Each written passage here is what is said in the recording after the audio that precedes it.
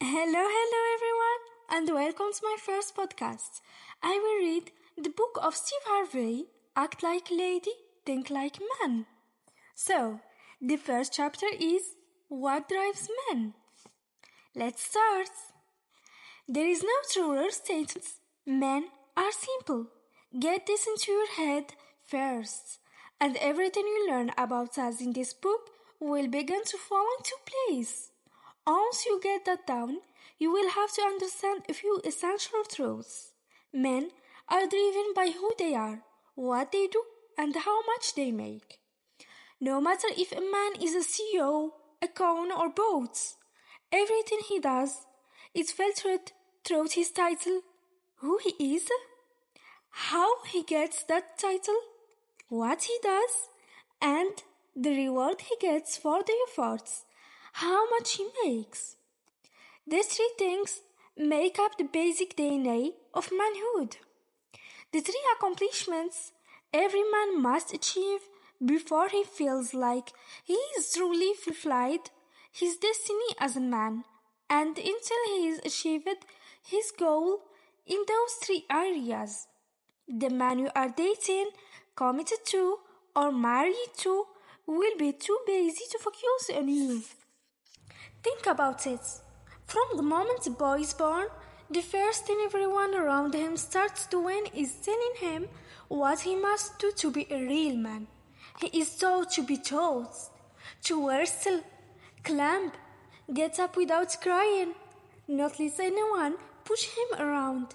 He is taught to work hard, to do chores around the house, get the groceries out of the car, take out the trash, shovel the snow, cut the grass, and as soon as he is old enough, get a job. He is taught to protect, to watch out for his mother and his younger siblings, to watch over the house and the family's property. And he is specially encouraged to uphold his family name, make something of himself so that when he walks in a room, everybody is clear about who he is, what he does, and how much he makes. Each of these things is taught in preparation for one thing: manhood. The pursuit of manhood doesn't change once the boy is grown. In fact, it's only magnified. His focus has always been on, and will remain on, who he is, what he does, and how much he makes until he feels like he is achieving his mission. And until a man does these things, women only fit into the cracks of his life. He is not thinking about settling down, having children, or building a home with anyone until he is got all three of these things in sync. I am not saying that he has had to have made it, but at least he has to be on track to making it. This is certainly how it worked for me. I will never forget how disappointed, frustrated, and unhappy I was when, in my early 20s, I was laid off from the Ford Motor Company. I was already a college dropout, and now, without a job, I hardly had enough money to take care of myself, much less family. This left me unsure of my future, what I was going to do, how much I was going to make, and what my title would be. The title, college graduate, and force inspector were gone. Having no job pretty much meant that my chances of bringing home a good paycheck were zero, and I hadn't a clue how I was going to make money. It took me a while to find my footing. I dabbled in various jobs. I owned a carpet cleaning business. I sold carpets. I sold Amway products. The Dick Gregory Bahamian dates and ELW insurance and Commonwealth insurance It was madness. What I was doing to try to get my life together, finding someone serious to settle down with was the absolute last thing on my mind. Then, one night, a woman for whom I used to write jokes encouraged me to go to a local comedy club and sign up for amateur lights. See, I knew I was funny, and I made a few dollars, very few dollars, writing materials for up and coming local comedians who were trying to find their way into the industry. But I hadn't a clue really how to go about getting into the business for myself. Still, this woman saw something in me and told me to take the stage. So I did, and I killed. I won $50, which today may not seem like a lot of money, but when I was broke at that time, it feels like $5,000 for telling jokes. I always was guaranteed another $50 if. As the winner, I opened the following week's amateur night competition. The next day, I went to a printer and spent $15 of my winnings on business cards that, along with my phone number, read Steve Harvey, comedian, they were flat in flamancy and didn't have any raised lettering. But those business cards announced that I was Steve Harvey, who I am, and that I had a special talent in comedy, what I do. How much I was going to make remained to be seen, but at least I had the who I am and the what I do lined up. If men aren't pursuing their dreams, if we're not chasing the who we are, the what I do, and the how much we make, we are doomed, dead. But the moment that we figure out the puzzle and feel like our dreams are taking shape, new life breathes into us. It makes us vibrant in doses and animates us. From the moment I became a comedian, I stepped onto that stage ready to be very best. Even today, no matter how tired I am, no matter what is going on in my life, I am never late for work and I have never once missed a gig. Why? Because when I wake up, my dream is in check. I am living it out live in a color every day. Whether it's on the radio during the Steve Harvey morning show or on television with my various projects or on stage during my Steve Harvey live shows. Who I am is certain. I am Steve Harvey. What I do is certain. Comedy. And how much I make is right in line with what I have always wanted for my family and me. And now I can pay attention to my family. All the faux paints in my house, the metal ceilings, the leather chairs, the dogs outside, the cars in the yard, college tuition for my kids. Everything is paid for. Everyone is set. I can provide for them the way I have always wanted to. I can protect them the way that I was raised to.